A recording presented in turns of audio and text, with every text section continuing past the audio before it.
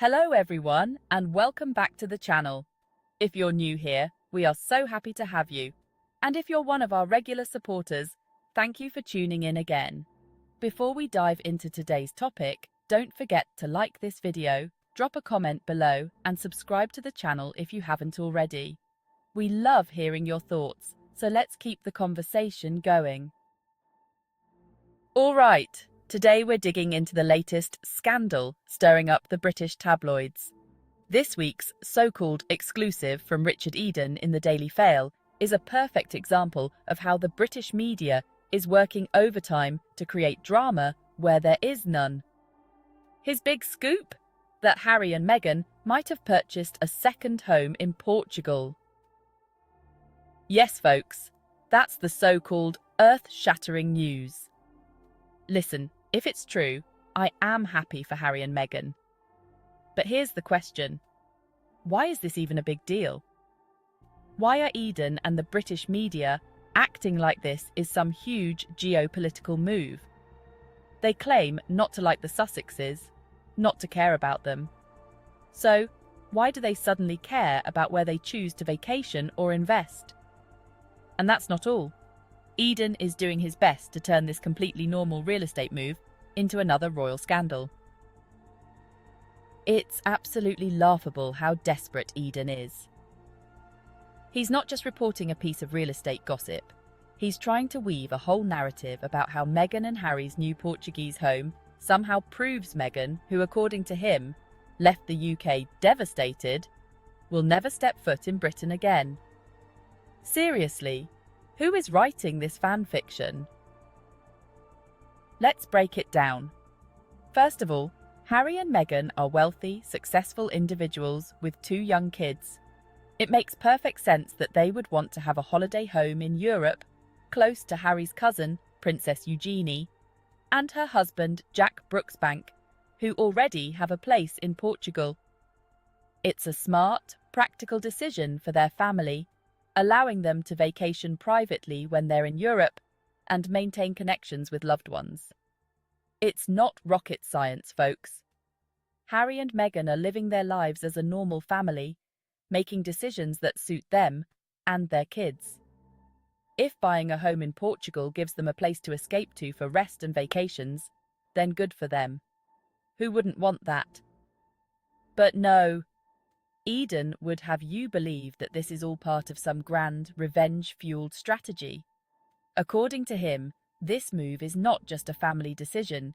It's supposedly Meghan's way of giving a middle finger to the UK.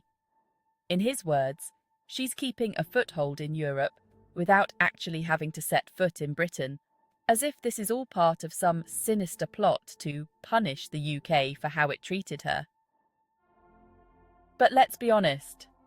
Meghan doesn't need to plot or strategize to avoid the UK. I always say, she was done with the UK the minute the Queen was laid to rest, and she has every right to be, given how the British media treated her. The endless smear campaigns, the racist undertones in coverage, the vitriol aimed at her simply for marrying a prince. No one would blame her for never wanting to set foot there again. But to twist a potential home purchase into proof of a royal vendetta, that's quite the stretch, even for Eden. And then there's this laughable idea of the rival royal court. Eden claims that the Sussexes, by purchasing a home in Portugal, are setting up a rival court to challenge the Windsors. He says they're using this new property to gain easy access to Europe, where they'll continue their quasi-royal tours, like their recent trips to Nigeria and Colombia. Because, you know, nothing says rival monarchy like a couple doing charity work and vacationing in Portugal. But let's think about this for a second. What exactly makes Harry and Meghan's charitable work quasi-royal? Just because they are high-profile individuals who support causes they care about, does that automatically mean they're competing with the Windsors? The British press keeps talking about Harry and Meghan establishing a rival court because, deep down, they feel threatened. They know the Sussexes are stars in their own right, and no matter how much they try to diminish them, Harry and Meghan's influence is only growing. What Eden seems to forget, or deliberately ignores, is that Harry and Meghan are not interested in royal titles, rival courts, or even proving themselves to anyone. After all, they left the UK to get away from the toxicity of royal life. They left so they could carve out a life on their own terms, free from the suffocating control of the firm and the relentless attacks from the British media. And guess what? They've succeeded. They've built a life where they can raise their children safely and privately. They don't need to compete with the Windsors because they've moved on from that chapter of their lives. But to the royalists, every move Harry and Meghan make is framed as an attack on the monarchy, as if their mere existence revolves around the institution.